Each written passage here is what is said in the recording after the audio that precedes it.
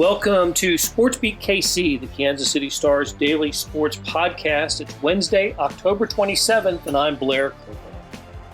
Don't know about you, but I was watching in stunned disbelief last Saturday as Kansas was playing Oklahoma. The one victory Jayhawks led the third-ranked Sooners 10-zip at halftime and took a lead into the fourth quarter. Oklahoma prevailed behind the remarkable second half of freshman quarterback Caleb Williams, but this was an eye-raising moment for Coach Lance Leipold's team. So what to take from it?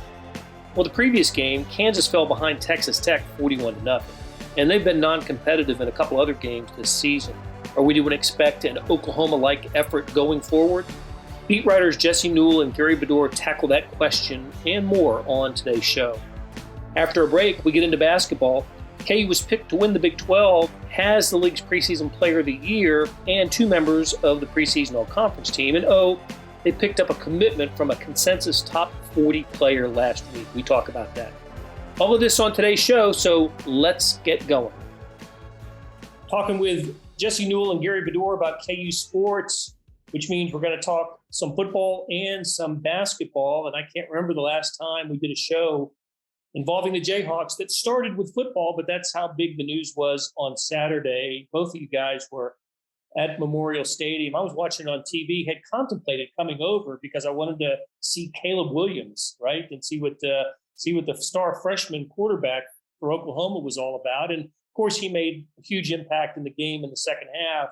But I just want to spend some time talking about the first half and the not just the 10-0 KU lead, but the stats. They dominated the stats. I couldn't believe what I was seeing, Jesse. And I wondered what were you thinking at halftime of this game? This is the formula, right? I mean, Gary can speak to this too with basketball, and Bill Self will easily and readily admit this. The toughest games the team faces are not the games in the big venues, or not the tough teams when you go on the road to Villanova or wherever the case may be. The toughest games are the ones where you go to an arena where there's just no energy and no life. And KU basketball is used to having big crowds and lots of energy, and you just are always amped up. So then you walk into like a TCU or something, and the stadium's half full, and it's hard to get yourself to have that energy. And that's what Oklahoma had in that first half. I mean, Oklahoma, they're in the playoff chase. Every game they play is Texas or, whatever. I mean, it's the big show in town. And they walk into Booth Memorial. It's kind of overcast. It's a little chilly. There's some OU fans there, but there's just kind of dead. And, you don't really get motivated. And you're a 38.5 point favorite, and you're expected to win. And you got a big game the next week. You had a big game the previous week. It's just tough. And KU took it to Oklahoma for a half. You're right, Blair. I mean, the Jayhawks totally dictated pace. They dictated the physicality of the game, and they played complementary football, which is something that Lance Leipold's talked a lot about. I mean, this defense needs a lot of help, and the way to give them a lot of help is to start out with a 14-play drive and then follow that up with another long drive and get a field goal. And Oklahoma had the ball 3 times in the first half and was not successful. One was an interception, and then one was a fourth down stop, another was a punt. So KU did exactly what it needed to do. Obviously, I think Oklahoma sort of shook out of it late in the game, and Caleb Williams made 2 just unbelievable plays that probably only happened against Kansas football to help secure that victory. So, hats off to him for making, Heisman caliber plays at the moments when the Sooners needed them. But for a game, I think this is, again, I've talked so much about comparing KU to K-State in this regard, where they slow the game down, they limit plays. Even if you're more talented, they're going to, K-State usually under Snyder would out-execute you, and that's exactly what Kansas did for a half. They were physical. They got the blocks in. They had a physical running back. They made the plays on third downs. They made the crucial plays, and they really took it to Oklahoma and showed how you can compete if you're Kansas against a team that is like Oklahoma. So it was an impressive display, and they didn't hold on to it, but I still think a lot of positives out of that one half and even the 3 quarters, because, with a minute and a half to go in the third quarter, KU was up 10 still. They were up 17-7. So a lot of positives to take from it, and we'll see if KU can build off of that. They haven't been very consistent this season, but at Oklahoma State, it's going to be a very tough test too. Coaches won't admit to what you described, Jesse, the atmosphere of an 11 a.m. kick in Lawrence with a stadium that's 75% empty. Maybe I'm being, a little too harsh there, but largely empty for college football. But Gary Patterson once said something about this, and I thought it was really interesting. He described exactly what you said, how difficult it is for teams to play in that atmosphere. They have to create your own energy during warm-ups. It's nobody likes an 11 a.m. start anyway. This isn't 11 a.m. at the Texas State Fair, when the 100,000 people are there for Texas OU. This is 20,000 at Memorial Stadium for a game, and it can be difficult, and it certainly seemed that way for an Oklahoma team. Not only that has a lot of expectation on it, but has played every one of their conference games close and is playing a freshman quarterback. So, hey, Gary, I wanted to ask you, at halftime, did you think KU was going to win the game? No, but I was thinking, the reality of this is as much hype as the OU quarterback had. He is a freshman. And I thought, what if he makes some crucial mistake and KU goes up by 17-0? He didn't. He led them to 5 touchdown drives in 5 possessions in the second half. He was great. But I didn't think KU was going to win necessarily, but it's kind of like Jesse said, those basketball games where KU's trailing UTEP the whole game in Allen Fieldhouse, and at some point you go, wow, I guess they might lose today. And then they do something to pull it out. But I thought, OU has owned KU, but of the blue blood football programs, KU throughout history has not always got, they've kind of scared OU a few times. In the day, Nebraska was the one that always pounded KU, but every once in a while KU would scare OU. And I listened to the post game with OU's coach, and Lincoln was he was really happy. It's like Bill Self when he gets a W, no matter who it's against. These coaches know that the bottom line is the W, and even if they were scared or outplayed or whatever, he took it and went home. KU practices in the morning, I think, still all year, and they were probably just loving the 11 a.m. thing. They're used to it by now, and OU appeared to be dead. I mean, maybe they weren't, but KU sure seemed to be more into it for whatever reason. Yeah, Gary, as you were talking about that and the basketball equivalency, I seem to recall a game last year in either late November or December playing in empty Allen Fieldhouse, right? Because of COVID. It was at North Dakota that came in, or North Dakota State, one of those. North Dakota State. And led KU darn near the whole game, right? And I'm thinking, this is going to be terrible. But it was, again, an early season game, bad atmosphere, KU probably not up for it. And an underdog opponent coming in there and really taking it to Kansas. And the Jayhawks were kind of fortunate to win that game, as I recall. Yeah, the last few years, there have been a few games like that, several games like that, where finally you think, okay, they might suffer this weird defeat today, but usually they win, just like OU ended up winning by 12 after being down by 10 at half. So it was a good game, though, and I was impressed with Bean. I thought he had a good game, and Newell, the running back, of course. So it was a good effort, but ultimately OU will move on. Yeah, good effort from both of those guys. And listen, we were talking about 10-0 at halftime. Should have maybe been 14-0. There was the holding penalty when Bean went in for the second touchdown, and it was a penalty, I guess, but took a second touchdown off the board for KU, and who knows how different 14-0 might be. Maybe not that big a difference, but could have been a little bit more than that at halftime. So we've mentioned Caleb Williams a few times here. He made the play of the game, if not the play of the season. And I think we need to establish what the score and the situation was. Yes, Oklahoma had gone back in front, and they were on their way to scoring on 5 straight touchdowns on 5 straight second-half possessions.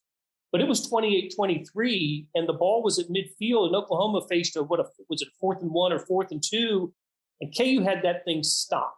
They absolutely had it stopped for a loss, and they were going to take over possession at midfield. And who knows? But the way Kansas was playing and feeling about itself, I wouldn't have been shocked if they'd gone down there and scored and retaken the lead. But instead, Jesse, I'll let you describe what happened, and then sort of the questions about what happened in the aftermath. But Caleb Williams makes an incredible play, especially for a freshman. Yeah, so you mentioned it being midfield is actually the Oklahoma 40. So wow. Okay, thanks. You would have had the ball, 3:30 left, 3 timeouts, down 5, which almost to me is a better situation than being down 3, because down 5, you're forced to go for everything and you're forced to score the touchdown to go ahead. You're not going to settle for any field goal or potentially go into overtime against Oklahoma, which is not what you want anyway.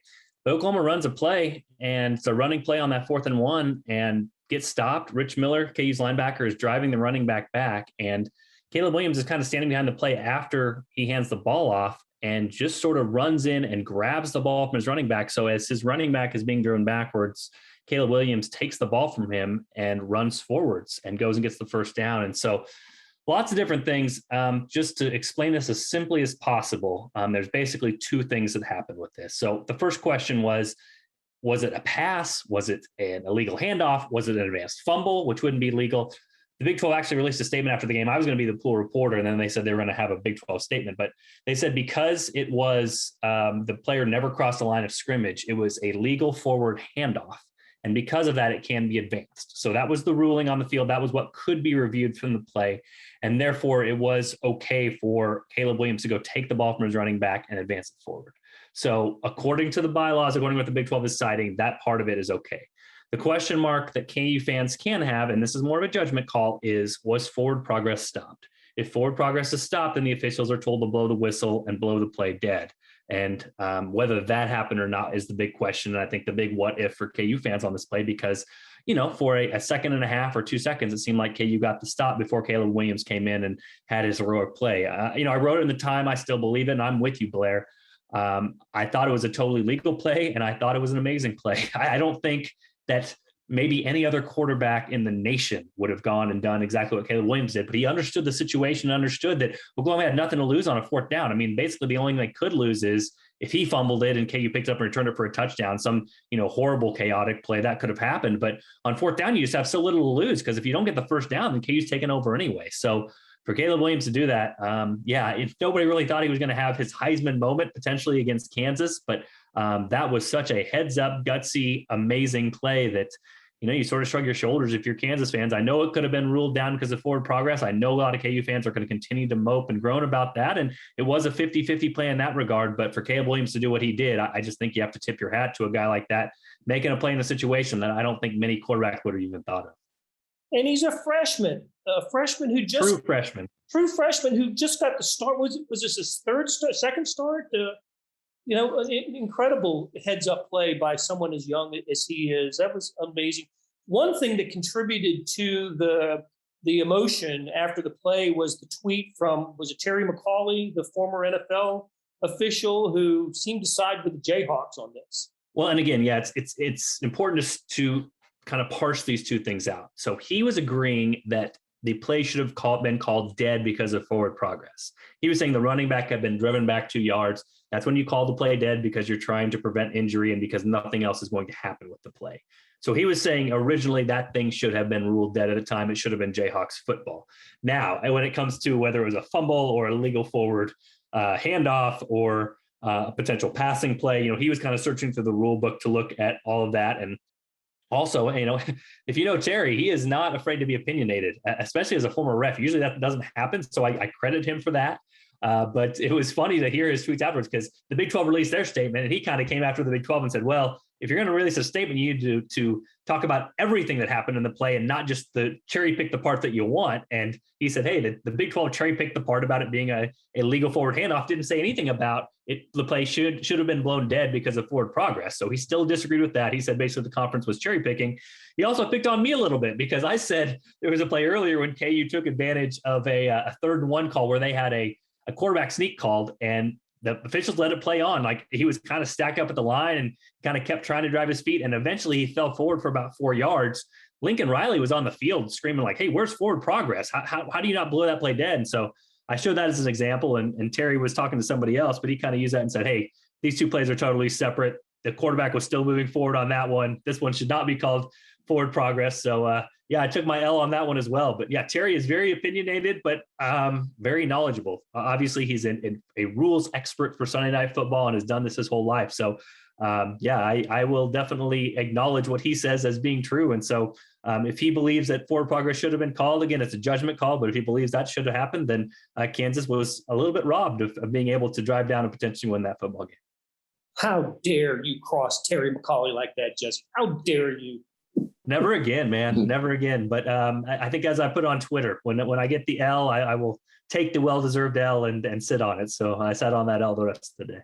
Should the performance change the way we look at Kansas for the rest of the season? Or is it more likely they get a second victory this year based on how they played against the Sooners? I don't think so. They still were going to have to play way over their heads to have something like that happen. This goes back to partly what I wrote last week in the Vegas column, where KU was 14-1 in its previous 16 games against the spread, where Vegas still against Oklahoma, they didn't change that spread by 7 or 10 or 15 or 20 points just based off that trend. Usually these power rating type numbers even out. And, the power ratings right now say that KU's a 30.5 point underdog at Oklahoma State. So they're still way behind the rest of the Big 12. They've got to have some good things happen for them to compete in games. I think where it's a positive for them is for a couple of reasons. For one, the end of this year, not only are they going to be trying to attract players from the transfer portal, but they're going to be trying to keep their best players from transferring elsewhere. Before the season started, when Les Miles left, KU lost his 3 top defensive players to the transfer portal. And that was off a team that was worse than the nation in points per game given up a year ago. So they've got to try to avoid that same cycle happening every year where you develop a team, you get a little bit better by the end of the year, and then you lose your best players to an SEC school. I mean, that's a miserable cycle if KU continues that. So a competitive game against Oklahoma, I think, has the coaches showing, hey, if you listen and buy in and do these things, this type of success is available at Kansas and even against the very top of opponents like Oklahoma. And then the second thing I think is just building an identity offensively. They averaged 2 yards a rush against South Dakota. They couldn't move South Dakota in the run game, and here they are gashing Oklahoma. Devin Neal is just running like a madman. I mean, he might be a future star, and he's most likely going to stick around Lawrence because he's a Lawrence kid and understands the rebuild and wants to be a part of something like this. So the fact that they can run the game and control some tempo and have some success in that part of the game, again, we talk about the old Bill Snyder model with K-State. If you're able to do that, limit possessions and kind of impose your will on another team, you've got yourself a chance. And if Kansas can do that on a weekly basis against Big 12 opponents, they're going to give themselves a chance. Will they win the games? Probably not, but will they be competitive or more competitive than they have been? There's definitely an opportunity for that. All right, sounds good. We're going to take a break here, and when we come back, I guess we'll talk basketball with KU. We'll be right back. Hey, it's Blair. We have a special subscription offer for SportsBeat KC listeners, unlimited digital access to the Kansas City Star's award-winning sports coverage. Sign up now for 1 year of Sports Pass for access to all the sports news, features, and columns presented on the kansascity.com site, and it's only $30. That's a 40% savings off our regular rate. Your subscription will automatically renew after the initial term at $50 unless you tell us to cancel. Your subscription helps support the sports coverage of kansascity.com and the Kansas City Star, and that support has never been more important. Please visit kansascity.com/SportsBeatKC offer to get this special offer. And as always, thanks for listening. We are back on SportsBeat KC talking Kansas athletics with Jesse Newell and Gary Bedore.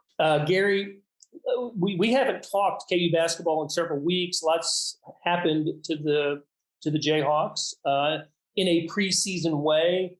Let's start with Media Day was last week over here at T-Mobile Center in Kansas City, and we learned going into that KU was picked to win the Big 12. I don't remember if they were picked to win it last year. Were they the choice last year as well? No, I think Baylor was expected to win, and they did. Yeah, won it all, in fact. And but Kansas is the overwhelming favorite to win the Big 12 this year. They had 2 players on the preseason all-conference team, David McCormick and Ochai Agbaji. And they had the preseason player of the year, a guy who will be playing his first year in a Kansas uniform. Isn't that right, Gary? Yeah, Remy Martin got the player of the year honors, and everybody is kind of wondering what kind of player he'll be here. At Arizona State, he averaged 19 points a game last year. I wrote something today.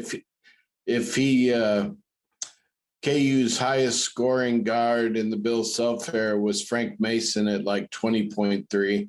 So 5 point guards have led KU in scoring overall in Bill's 18 years. So Remy, if he is at that pace, could be one of the high scoring point guards under Self. But the question is, will he be more of a distributor here? And Self has said he's not sure that Remy will score, 18 or more here. So it'll be real interesting to see if Martin really picks up on the assists or if he's a big time scorer. But he was the player of the year, and now he has to live up to that in his one season here, just one. You may not have realized it, but you threw a trivia question out there. 5 point guards have led a Bill Self team in scoring. I was starting to scribble down who I think they are. You tell me if I've got them. All right, Jesse's going to help. Actually, one did it twice. Is it 4 players who did it 5 times? So it's 5 times, but 4 players. Number one, you already gave us one, Frank Mason. Yeah. How about Devontae Graham? Yeah. How about Sharon Collins? Yeah, he did it twice. Okay. And how about Mario Chalmers? No. All right. I get one wrong guess. So who is it? Devontae and Mason and Devon Dotson. Devon Dotson. There you go. So any impressions from KU on Media Day? Anything? Did you hear anything? Anything interesting come out of that? I mean, it's usually just an opportunity for coaches and players to, just to get reintroduced to the media is what I mostly see it as. Yeah, I kind of believe Bill Self when he says there's not a lot of separation and he's got too many players. He actually said something like that. I do feel like this is the one year, what's he going to do to make sure to have his 9 or 10 man rotation? Because it sounds like the freshmen are doing well. The only guy he acts like, might redshirt or not be ready is Kyle Cuff, the freshman combo guard from New York, who could be a high school senior this year, but he came early. But everybody's praising KJ Adams, self-praise Zach Clements, the other freshman big.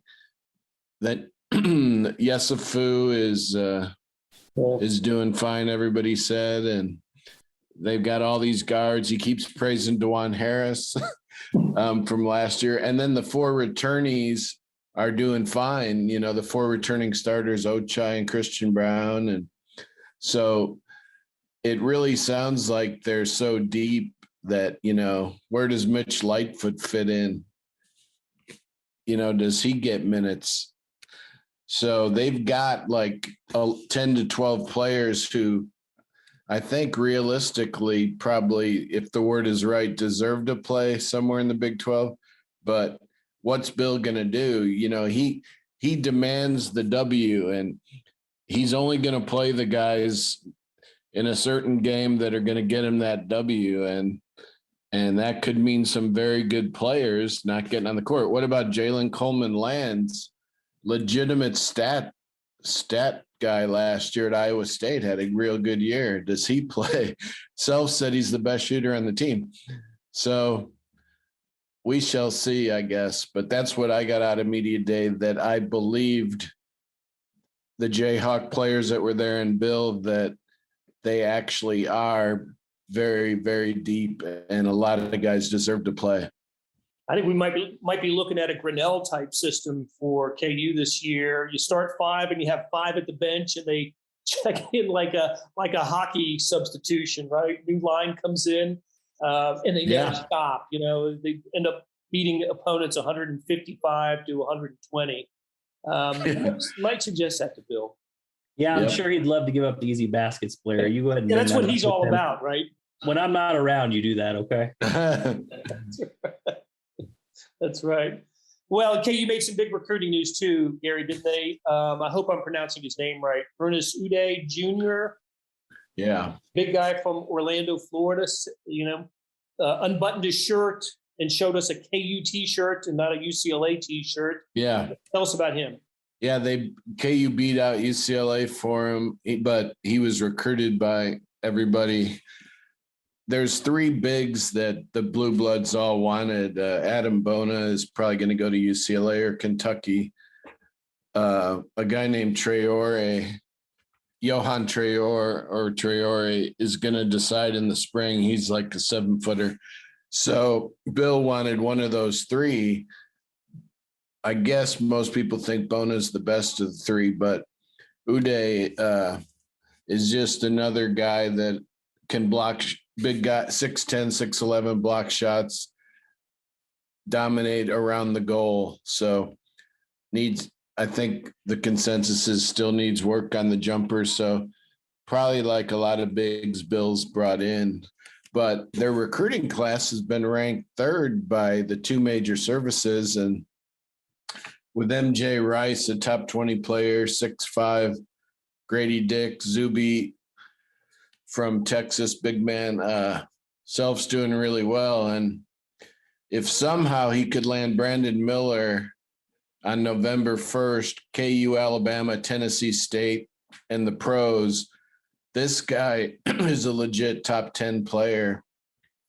That would be an amazing class and, would make you wonder if KU does ever get NCAA probation, what's going to happen to this class?